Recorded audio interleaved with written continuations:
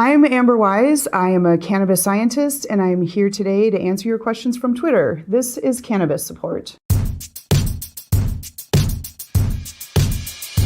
From I'm Felicia Ho, it's okay to smoke weed, but every day? Some people use cannabis to modulate neurodivergent behavior. Some people use it medically in order to get out of bed and reduce their pain. Some people use it for arthritis, and these are daily applications. And there are 0 deaths attributed to natural cannabis use. Some would argue that getting high every day is potentially safer than getting drunk every day. From 50 Shades of Green, why does weed cause the munchies? Cannabinoids and THC actually stimulate the release of our hunger molecule called ghrelin, a hormone that makes us feel hungry. Cannabinoids can also heighten your sense of smell and taste. So not only do you feel more hungry, but those Doritos can also taste better.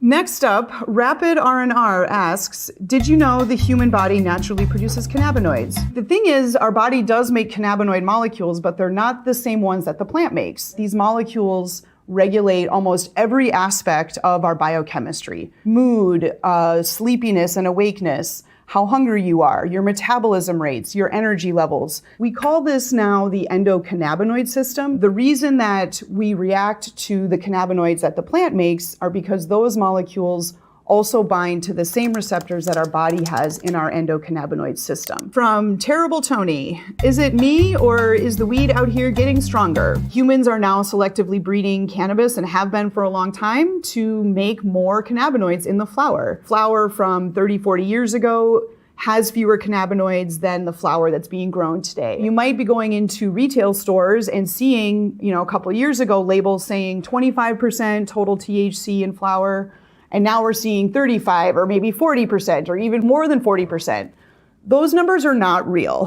There is a physical limit to the amount that the plant can make. 30% is generally agreed upon as the maximum amount that you can get a flower to produce. And that is like the dankiest, sticky, icky we're talking about. The next question is from Alms XO. Is weed a psychedelic? There are 3 terms I'd like to define a little more clearly here. We have psychoactive, psychotropic, and we have psychedelic. Psychoactive is anything that reacts with your brain chemistry, and that can be caffeine, and that can be any number of things. Psychotropic is somehow affecting your perception of reality, your mood, your awareness, and sometimes perception of time. And psychedelic is generally agreed upon to include hallucinations and drastic changes in how you're perceiving reality. In terms of the generally agreed upon definition of psychedelic, generally cannabinoids are not. THC and CBD can be considered psychoactive. They both interact with our brains. And generally THC is considered psychotropic. It can change our mood and how we perceive reality. From Anth Alvarado, does CBD actually do anything? First, I want to show how similar CBD and THC are in terms of molecular structure. They actually weigh the same and have the same number of carbons and hydrogens and oxygens. The big difference is that the ring structure here is closed on the THC and the ring is open here on the CBD. That's the only difference. However, we have it on paper here, so they both look flat. In 3 dimensions, the shape is quite different, and that leads to different behaviors in your body. Purified CBD all by itself is often not very effective for whatever you might be seeking treatment for. However, when we have a more full spectrum mixture of different molecules from the plant, it can be much more effective for a variety of different ailments. From Filth Filler, why do edibles hit different? Well, it's because it's actually a different molecule that your body is getting high from. So far we've really only been talking about delta-9 THC, and that's what happens when you inhale. It goes directly into your bloodstream from your lungs. So you feel that effect quite quickly. However, with edibles, you first have to go through your stomach, your intestines, through your liver, and your liver attaches a hydroxy group and causes a different molecule to form called 11-hydroxy THC. That's why edibles hit different, meaning they take longer And they also feel different because it's a different molecule interacting with those receptors in your body. From Jada Tony Ra, what's the difference between indoor and outdoor weed? This is a very hot topic and everybody falls on one side or the other. There was a recent study done where they grew clones from the same plant, so genetically the same starting material. Some of them were grown outdoors in natural living soil. Some of it was grown indoors with potting soil and artificial lights. And looking at the molecular profile that the plant made, the outdoor cannabis had wider variety of cannabinoids. It had more minor cannabinoids and rare cannabinoids. And the indoor often has slightly higher yield and often more consistent molecular profiles. So it really depends on what you're looking for, and you can get quality out of both types of situations. From Sina Churros, why does weed smell like that?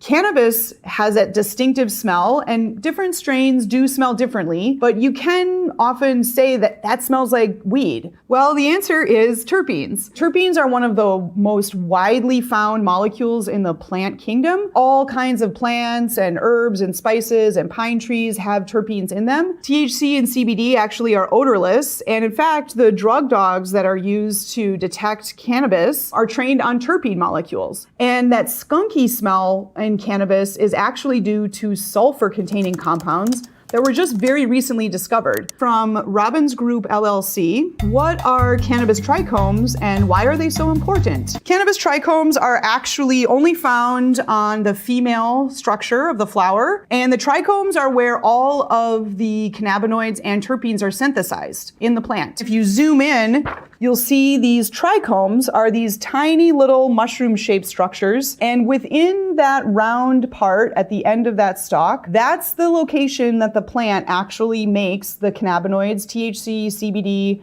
and the terpenes, all in that one little head. From Fanger00, is there really a difference between indica and sativa, or is it all in the head? The old adage is that indica will make you feel into couch or relaxed or sleepy, and sativas might make you more creative or more energetic. Recent studies actually show that there is no molecular correlation between the two in terms of the kinds of terpenes or cannabinoid molecules that the plant makes. So it might actually just be all in your head. From Next Big Crop, what effect does THC and CBD have on your sleep and dreams? So in terms of falling asleep and staying asleep, THC and CBD in combination seem to work quite well. Cannabis and THC and cannabinoids can help with falling asleep.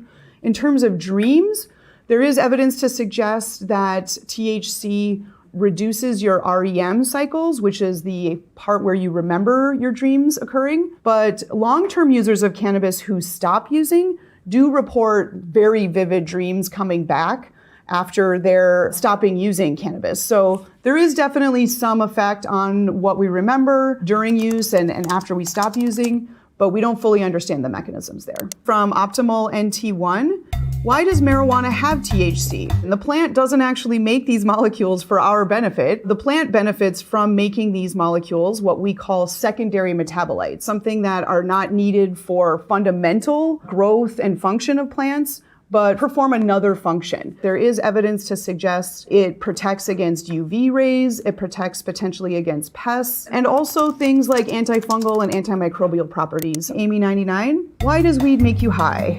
We used to think it was dopamine being released, but it's actually not true. Science has shown that it is this anandamide molecule named for the Sanskrit word joy or bliss. This molecule is released in our brain and makes us feel happy. Sometimes it can make us feel anxious or moody or paranoid as well. It is determined by your biochemistry and many other factors, including what other molecules are present potentially in that cannabis. The next question is from Danny T. Kane. Have we determined if contact high is a real thing? Never in my life have I got a contact high. In terms of contact high, we're going to talk about, inhaling secondhand smoke at a party, let's say. One study that was done with a bunch of folks in a very unventilated room where half the folks smoked joints constantly and the other half just sat there. The people who did not smoke the joints tested positive for THC and said they felt a little high. When they just ventilated the room, the folks who did not smoke the joints said they didn't feel much, and they also did not test positive for THC. Whiffing the smell of cannabis as you walk down the street, you're totally fine. But if your friends are hotboxing in the car, you might run into some problems. From Kate White, what's the difference between delta 8, 9, and 10? To a chemist, it's really just the position of a double bond. This is delta 9 THC. And this is a double bond here between the 9 and 10 carbon atoms here. Delta 8 means this double bond is just over here on the ring structure. And delta 10 means it's on a different position on that same ring. The big difference is that delta 9 THC is naturally produced by the plant, and delta 8 and delta 10 are converted from either CBD molecules or delta 9. The next question is from Yuja Nara. Why does weed make you laugh? Well, there is actually a mechanism in that it makes more blood flow to the prefrontal cortex of your brain, which affects your moods. It does increase the endocannabinoid bliss molecules in our bodies, the anandamide molecule that naturally exists. So it's complicated, but there is some chemistry behind it making you laugh. From 420 Weed Man, Jeff 1. Question, does anybody know where cannabis originated from and about how long ago? We used to say that cannabis came from the Central Asian region, usually around India. And in fact, cannabis indica suggests coming from India. But it turns out genetic profiling recently in the last couple of years shows that it comes from East Asia and eastern parts of China. How long ago? Well, plants predate humans. There is evidence to suggest that there was fiber type hemp and cannabis being grown about 12,000 BC, psychotropic and spiritual use of cannabis around 7,500 years ago. And there have been documented evidence of its medical and ritualistic use for thousands of years in various parts of the world. Commercially available cannabis is so highly bred that it would be difficult to kind of trace that back or even be very recognizable to sort of the origins of the cannabis plant. The next question is from Martini No Tea. Why does weed still need to give you dry mouth? Do we have people working on this? We need people working on this. There are neurotransmitters in our brains that cannabinoids interact with that cause our saliva glands to stop working as well as they should. And it's not just smoking. You can get cottonmouth from edibles and tinctures as well. In terms of we should have somebody working on this, this is one of the things that gets me excited about the cannabis world of science is that there's so many unanswered questions and potential areas for new research. So somebody should get on that. At Pontiac Made DDG, is weed addictive? Addiction is generally defined as a use disorder now and involves some sort of physical withdrawal symptoms when use is stopped. It's an estimated between 10 and 30% of cannabis users end up with some sort of use disorder. And certainly people seek treatment for cannabis use disorder, but it's generally much lower than for other drugs of abuse compared to the number of people that use cannabis. Cannabis is being shown to be a way to get off of other types of drugs like opiates. It's not an easy yes or no answer, but generally much safer than other types of recreational drugs out there. From Ashley Logic, how exactly does marijuana help cancer, multiple sclerosis, and glaucoma? Specifically for cancer, many people think that cannabis products can reduce tumor growth, and the clinical studies on that are quite mixed, actually. Cannabis has been shown to help with the treatment of cancer and a lot of the side effects that come from chemotherapy and radiation. Making you feel hungry, which is important to keep your nutrition up, helping you sleep and relax, which is good for healing, and the nausea that you can sometimes get with chemotherapy. The glaucoma aspect seems to be more short-term and not really a cure. Cannabis and THC does reduce the intraocular pressure. Certainly there are many MS patients that are being helped with specific formulations, under a doctor's care. From Mike in Mahia. So why is cannabis still classified as Schedule 1 drug out of 5 schedules, 1 being the most dangerous? Who is obstructing rescheduling? This is pretty much just a hangover from the Prohibition era. Schedule 1 means there is no accepted medical benefit, which we know is not true anymore. The DEA is the one that controls the scheduling. And the FDA has purview over all the food and drugs in the United States. Currently, they're sort of pointing fingers at each other and saying it's, one or the other's fault.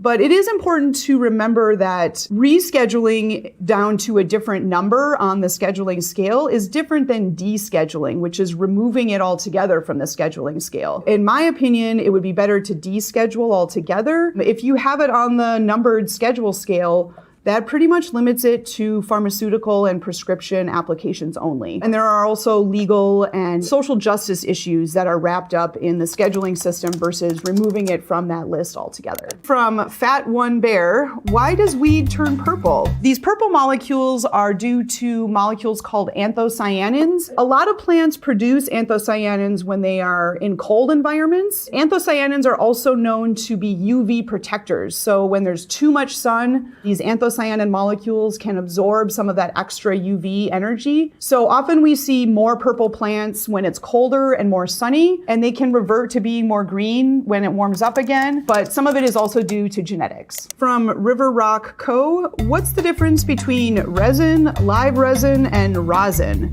Some people consider resin to be a specific kind of extract of the cannabis plant, but resin can be used as a general term for all kinds of sticky oils or extracts that come from the plant itself. Live resin is generally agreed upon to be extracted from fresh frozen plant material. The cannabis plant is grown and harvested like normal, but it doesn't get dried, it gets flash frozen. And that all of that water content and original terpene profile is maintained. And then rosin is actually just pressed oil from the plant itself. So there's no solvents, no extraction being done, but heat and pressure being applied to the dried flower buds and the cannabinoids and terpenes and other kind of oily plant molecules oozing out as like a thick, oily substance. All right, that's all the questions. Hope you learned something, and until next time.